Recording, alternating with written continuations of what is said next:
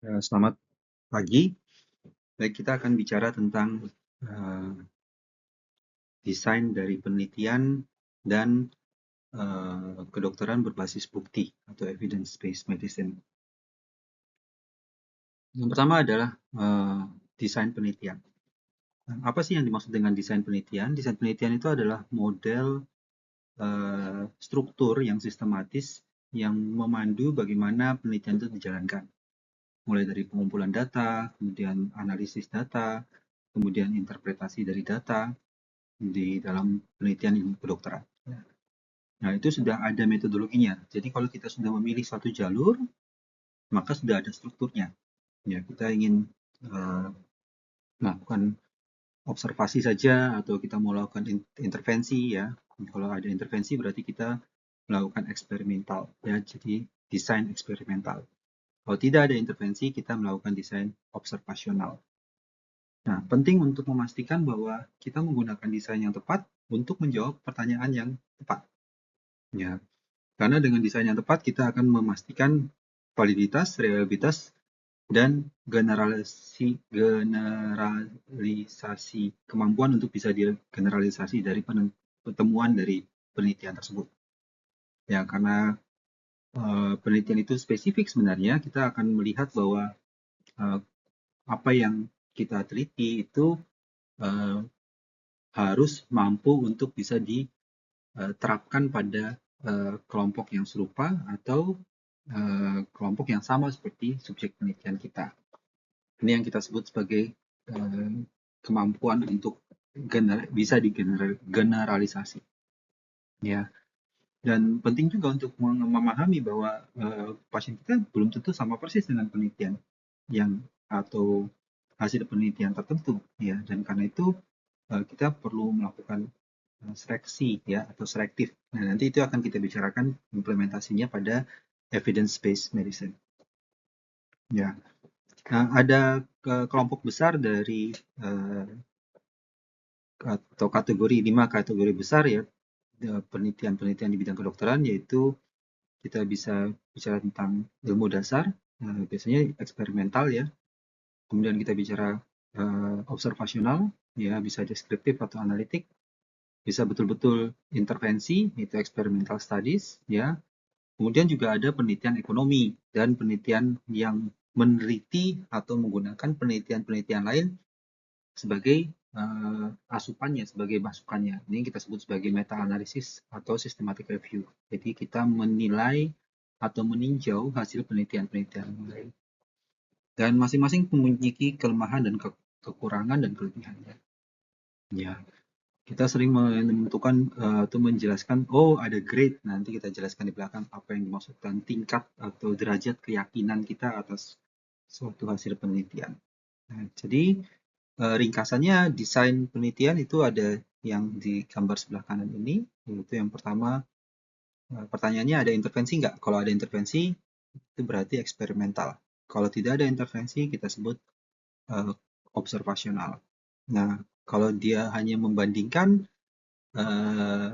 kita melakukan penelitian deskriptif namanya ya. Yang deskriptif bisa case report, case series atau cross sectional. Kalau analytical kita mencari hubungan ya, analytical bisa dilakukan juga apakah exposure atau hasilnya diukur pada saat yang bersamaan, kalau itu disebut sebagai cross sectional. Kalau kita melihat outcome-nya dulu, kemudian kita baru mencari exposure-nya, kita sebut sebagai case control. Dan kalau kita melihat exposure dulu dan mengikuti pasiennya sampai terjadi outcome, kita sebut sebagai cohort. Untuk eksperimental itu clinical trial bisa randomisasi dengan randomisasi, tanpa randomisasi, atau kita silangkan yang sebelumnya menjadi intervensi menjadi kelompok kontrol dan sebaliknya kelompok kontrol sebelumnya menjadi kelompok intervensi. Juga ada community trial dan field trial. Penelitian observasional, ya, ini adalah suatu penelitian di mana tidak ada intervensi yang dilakukan oleh peneliti dan peneliti hanya melakukan pengamatan tanpa melakukan manipulasi yang aktif. Ya, tanda utamanya adalah faktor-faktornya tidak dikendalikan dan randomisasi biasanya terbatas, dan untuk pengulangan itu seringkali tidak dimungkinkan. Tapi biasanya hasilnya ya konsisten dengan skenario di dunia nyata, dan karena itu biasanya kita akan lebih memahami bagaimana suatu riwayat dari penyakit atau perjalanan dari penyakit ya, dan faktor-faktor risikonya. Nah, itu bisa dibagi dua, yaitu yang deskriptif dan yang analitik. Tadi sudah dijelaskan di depan. Yang deskriptif bisa case report, case series, atau cross-sectional untuk prevalensi. Sementara yang analitik itu bisa cross-sectional, case control, atau cohort. Ya, ini tadi tergantung apakah kita mengukur kapan kita mengukur hasil outcome dan faktor risiko atau penyebabnya. Kalau cross-sectional kita exposure dan outcome itu dalam satu saat yang sama. Kalau case control kita lihat case-nya dulu, terus kita cari exposure yang terjadi di masa lampau ya. Jadi kita lihat dulu orang-orang yang sakit ya, misalnya dulu, terus kita cari kenapa dia sakit ya, atau cari faktor yang menyebabkan dia sakit. Nah, terkait dengan penelitian yang cohort, itu berarti kita mengikuti pasiennya sejak dia belum sakit sampai dia menjadi sakit ya. Jadi ada jangka waktu di mana proses itu kita melakukan follow up secara reguler atau teratur dalam jangka panjang sampai kejadian yang kita inginkan atau outcome yang kita inginkan itu kita temukan. Nah, untuk eksperimental atau interventional studies itu membandingkan efek dari treatment, efek dari intervensi kita di dalam kelompok masyarakat ya, atau kelompok studi kita. Nah, kita punya, kalau dalam kedokteran kita sebut sebagai clinical trial, yaitu uji klinis ya. Nah, uji klinis itu biasanya dibagi menjadi 4 fase. Fase yang pertama adalah yang kita lihat dulu adalah apakah intervensi kita itu aman atau tidak. Jadi kalau kita melakukan intervensi, sebelum kita melihat efek dari intervensi itu atau bermanfaat atau tidak, yang perlu kita lakukan justru adalah memastikan dulu bahwa intervensi itu tidak berbahaya. Jadi itu fase 1. Biasanya kita menggunakan uji pada manusia atau pada kelompok volunteer yang sehat. Ya, ini biasanya kita bisa melakukan safety maksimum safe dose ya, kita bisa menentukan dosis maksimum kapan, dan biasanya kita juga akan mengevaluasi bagaimana farmakokinetik dan farmakodinamik dari obat yang kita ujikan itu pada subjek yang sehat. Ya. Nah, sebelum ini, biasanya bahkan sebelum clinical trial, kita biasanya melakukan uji pada hewan dulu, ya, jadi pada hewan coba. Itu bisa juga melalui fase-fase yang sama, yaitu kita melakukannya pada hewan coba yang sehat dulu untuk mengetahui apakah obat yang kita berikan atau yang kita ujikan itu berbahaya atau tidak, ya, beracun atau tidak, dan kapan dia mencapai dosis toksiknya. Ya. Nah, pada fase yang kedua itu kita baru melihat efek treatment. Ya. Dan ini kita biasanya memberikannya pada orang yang sakit ya. Jadi orang yang memang berharap, kelompok orang yang diharapkan mendapatkan manfaat dari efek yang obat tersebut. Ya, kita mengevaluasi efektivitas atau efikasi dari obat tersebut dan melihat apakah ada side effect. Tentunya kita bandingkan dengan placebo. Jadi kelompok kontrolnya mendapat obat yang inaktif, kelompok ujinya itu mendapatkan obat yang aktif ya. Pada fase 3 kita membandingkan efikasinya, dan ini pada populasi yang lebih besar. Ya, ini kita bandingkan apakah obat yang baru yang kita ujikan itu lebih bagus dan efek sampingnya lebih rendah dibandingkan dengan obat yang sudah ada ya, atau standar treatment. Jadi kalau di fase 2 itu biasanya kita bandingkan dengan placebo ya. Kalau di fase 3 itu kita bandingkan dengan standar treatment. Ya. Nah, pada fase 4 itu setelah dipasarkan, jadi obat itu sudah keluar diproduksi dalam jumlah besar, dan kita mengevaluasi efek samping setelah diterapkan pada pasien atau pada kelompok orang yang lebih banyak ya. Jadi di real world sebenarnya pada fase 4 ini kita sebut sebagai real world patient, bukan lagi di laboratory atau dalam control environment yang terkendali. Ya. Untuk jenis dari eksperimental ya, kita bisa lihat ada yang disebut sebagai randomized control trial ya. Itu kita randomisasi, kemarin sudah pernah saya jelaskan, single randomized atau double randomized ya. Kita bisa melakukan randomisasi pada alokasi, misalnya menempatkan secara acak kelompok orang yang sakit itu pada kelompok uji maupun kelompok intervensi. Dan ini merupakan suatu standar emas atau standar baku yang kita pakai untuk riset klinik. Nah, kalau non-randomized, pasien itu biasanya tidak diacak ya, tapi lebih murah, tapi juga lebih banyak biasnya. Nah, kalau crossover, itu pasien yang sebelumnya menjadi kelompok uji, itu kemudian pada fase yang kedua menjadi kelompok kontrol, dan kelompok yang pada fase pertama menjadi kelompok kontrol, itu kemudian pada fase kedua menjadi kelompok uji. Ya.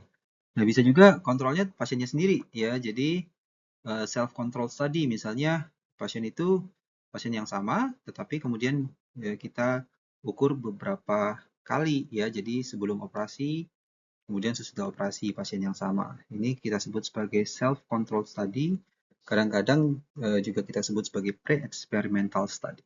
Jadi dia menggunakan pasien yang sama sebagai kontrolnya ya setelah intervensi dilakukan. Oke, yang bagian yang kedua adalah mengenai evidence-based medicine ya. Evidence-based medicine itu adalah suatu cara yang sistematis ya untuk menggabungkan atau mengkombinasikan temuan atau bukti-bukti ilmiah yang ada dengan kemampuan atau penilaian klinis dan juga nilai-nilai dari pasien atau harapan pasien ya untuk mencapai suatu terapi atau suatu diagnosis atau keputusan medis yang terbaik ya, yang optimal. Dalam hal ini evidence based medicine itu menggunakan metode-metode ilmiah untuk mengumpulkan, mengelompokkan, mengaplikasikan data atau informasi untuk mendapatkan hasil yang paling baik ya. Prinsip utamanya adalah kita harus mencari evidence-nya dulu. Jadi apa bukti-bukti yang mendukung keputusan klinis kita, kemudian kita gabungkan juga dengan pengalaman kita, ya, dengan judgement kita atau expertise kita, dan juga kita harus memastikan bahwa kita mendengarkan atau menerima apa yang diinginkan pasien. Ya, mungkin secara medis misalnya yang terbaik adalah A, yaitu obat A. Tapi efek samping dari obat A menyebabkan pasien tidak bisa beraktivitas misalnya, dia ngantuk misalnya. Maka dalam hal ini kita harus menerima bahwa kalau pasien tidak senang mengantuk, ya maka atau tidak berharap mengantuk, kita mungkin harus memilih obat lain yang efektivitasnya atau secara ilmiah dia efeknya lebih rendah, tetapi tidak menyebabkan efek samping yang tidak diharapkan oleh pasien.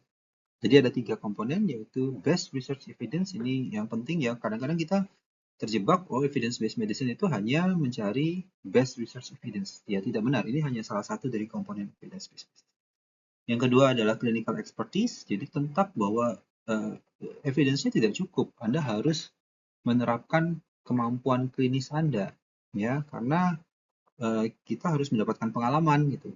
Ya, karena tidak semua apa yang dihasilkan atau apa yang kita teliti atau penelitian yang kita baca itu cocok atau sesuai dengan kondisi yang ada di lapangan, pasien kita sendiri, atau bahkan karakteristiknya bisa berbeda. Ya, jadi kita harus menilai sebenarnya apakah suatu bukti ilmiah di bidang kedokteran, paper, jurnal, apapun, itu sesuai atau tidak untuk diterapkan pada pasien kita.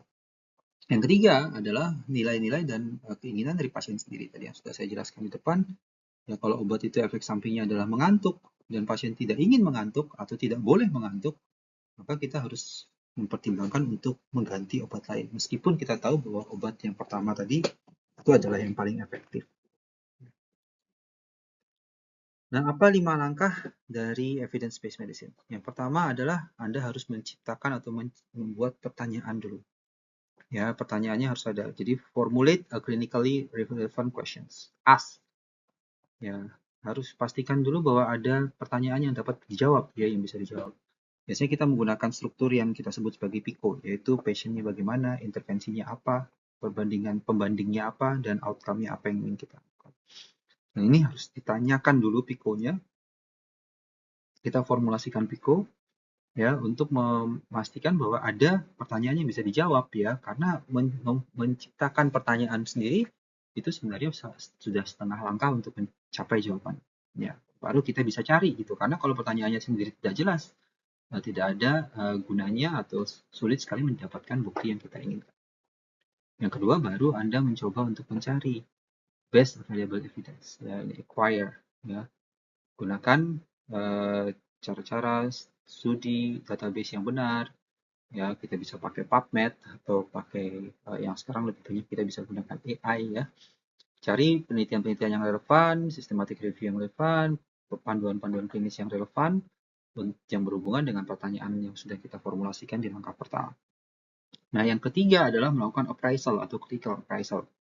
Kita harus menilai apakah bukti-bukti itu valid, reliable, dan bisa diaplikasikan atau applicable, atau bisa digeneralisasikan, ya, digeneralisasikan ke pasien kita. Nah, kemudian kita juga harus melihat bagaimana desain studinya, metodologinya, apakah ada bias, kekuatannya apa, kelemahannya apa. Ya, kadang-kadang kita harus melihat sensitivity-nya berapa, specificity-nya berapa, negative prediction value-nya berapa, positive prediction value-nya berapa. Jadi ada nilai-nilai atau ada hal-hal yang harus kita lihat dari satu penelitian itu untuk menunjukkan apakah penelitian itu layak untuk kita pakai sebagai reference. Jadi apakah dia valid, reliable, dan applicable. Baru setelah itu kita aplikasikan. Ya, kita harus menggabungkan antara evidence tadi yang sudah kita kumpulkan dari 1, 2, 3 dengan judgment klinis kita, ya, dan keinginan dari pasien tersebut. Ya, kita harus mempertimbangkan misalnya bagaimana kondisi dari pasiennya, ada komorbiditas apa tidak, pasiennya ingin apa, ya, harapan dari pasien bagaimana. Nah, tentunya bahwa ini bisa berbeda-beda, itu sebabnya kenapa ada klinisi, ya. Jadi seorang klinisi itu bertugas atau memiliki tugas yang tidak hanya semata-mata menemukan bukti ilmiah yang terbaik, tetapi mengkombinasikan antara bukti ilmiah tersebut, pengalaman klinisnya, dan harapan-harapan dari pasien. Dan kita harus mendengarkan pasien, ya, karena dalam pelayanan kesehatan sekarang yang paling utama adalah pasien, ya, jadi patient-centered care atau PCC. Nah, setelah itu kita evaluasi, ya, kita assess lagi bagaimana hasilnya setelah kita memberikan intervensi yang kita anggap paling baik tadi. Mungkin saja tidak cocok, ya, kita harus melihat apakah decision atau keputusan kita itu sesuai atau tidak, apakah hasilnya sesuai dengan harapan apa tidak, dan kemudian juga belajar dari situ. Kadang-kadang kita akan lihat bahwa oke, kita salah sebenarnya dalam mengambil keputusan, ya, dan itu kita harus belajar supaya kita tidak mengulangi kesalahan yang sama. Nah, ini tingkat-tingkatnya, ya, evidence-nya sendiri. Jadi yang level dari evidence-nya itu yang paling kuat adalah meta-analisis, ya, 1A, 1B itu RCT, ya, 2A itu non-randomized, ya, bukan jadi control study tapi non-randomized NRCT. Kemudian level 2B itu case control atau cohort, level 3 itu non-eksperimental, biasanya case series, ya, dan level 4 itu adalah yang paling lemah, yaitu pendapat ahli, karena keyakinan ahli atau pendapat ahli. Dan Anda bisa lihat, ya, dari berbagai model-model yang sudah kelihatan, ya, tentunya bahwa memang yang paling kuat adalah meta-analisis, ya, tapi harus diperhatikan juga meta-analisis itu punya metodologi dan harus dikerjakan dengan benar, ya, karena dia sendiri tidak melakukan penelitian dari data primer, dan juga tidak bisa kita hanya bergantung pada meta-analisis saja, karena kalau tidak ada data primer yang di meta analisis apa? Ya, jadi kita membutuhkan tetap RCT terutama dan penelitian-penelitian yang lain ya kalau memang RCT tidak bisa dicapai atau dilakukan karena masalah-masalah etik misalnya atau karena kasusnya terlalu sedikit misalnya kita tidak bisa melakukan randomized control trial. Memang yang paling ideal adalah kalau RCT itu bagus ya, suatu RCT yang bagus itu levelnya memang tinggi ya, evidence-nya level 1 juga, 1B. Jadi apa yang dimaksud aplikasi dari clinical evidence-based medicine adalah satu, dia menjembatani jurang antara evidence dan pasien yang individual. Ya, jadi seorang klinisi itu harus menggunakan penilaian klinisnya untuk atau judgement klinisnya untuk menghubungkan antara bukti scientific ke pasien yang spesifik ya. Jadi kita bisa sering mendapatkan misalnya bahwa banyak penelitian yang kriteria inklusi dan eksklusinya nggak cocok dengan pasien kita. Nah, untuk itu kita harus menentukan bagaimana variasi dari pasien kita sendiri dan pasien dari penelitian tersebut dan bagaimana apakah penelitian yang kita baca tadi, ya evidence yang kita baca tadi itu bisa diaplikasikan atau digeneralisasikan ke pasien kita. Itu yang penting. Ya, yang kedua, kita harus menginkorporasi atau memasukkan dalam pertimbangan juga pendapat, ya nilai-nilai dari pasien, ya keinginan dari pasien. Ya. Ya, misalnya saja ya tadi sudah saya sampaikan ada efek samping dari obat misalnya atau pasien yang nggak mau kemoterapi karena efek sampingnya menyebabkan kualitas hidupnya menjadi turun ya. Nah, kadang-kadang kita juga harus memikirkan nih membalance antara efektivitas dari pengobatan dengan quality of life ya. Misalnya obatnya bagus, kankernya mengalami remisi, tapi pasiennya nggak bisa bangun dari tempat tidur. Nah, ini perlu dipikirkan ya karena efektivitas tidak selalu berhubungan langsung dengan quality of life ya. Jadi kadang-kadang quality of life-nya bisa turun meskipun kita terapinya efektif untuk penyakitnya ya, tapi belum tentu diterima atau menjadi preferensi dari pasiennya. Ya, jadi kita harus memastikan bahwa pengalaman-pengalaman kita juga kita masukkan di sana ya. Jadi tidak semata-mata hanya ilmunya saja ya, tapi juga expertise kita ya, terutama karena kita tahu bahwa belum tentu penelitian itu sama persis ya, subjek penelitian itu sama persis dengan pasien kita. Jadi kesimpulannya apa? Yang pertama adalah bahwa kita perlu memahami penelitian itu adalah fondasi dari ilmu kedokteran. Ya, karena adanya desain studi atau desain penelitian yang bagus akan menciptakan suatu data atau informasi ilmu kedokteran yang reliable dan valid dan dapat digeneralisasi. Nah, kita perlu memahami juga bahwa berbagai macam tipe itu mulai dari basic research sampai RCT itu memungkinkan seorang ahli dokter itu untuk mengevaluasi dan melihat kualitas dari penelitiannya. Jadi dalam critical appraisal kita akan pertama kali melakukan dulu melihat ini study desainnya apa. Ya. Kemudian evidence medicine sendiri itu memberikan suatu cara yang sistematik untuk menggabungkan bukti ya yang tadi sudah saya jelaskan di depan dengan expertise, keahlian atau penilaian klinis dan nilai-nilai dari pasien. Ya, yang ketiga nanti kita harus menggabungkan ini dengan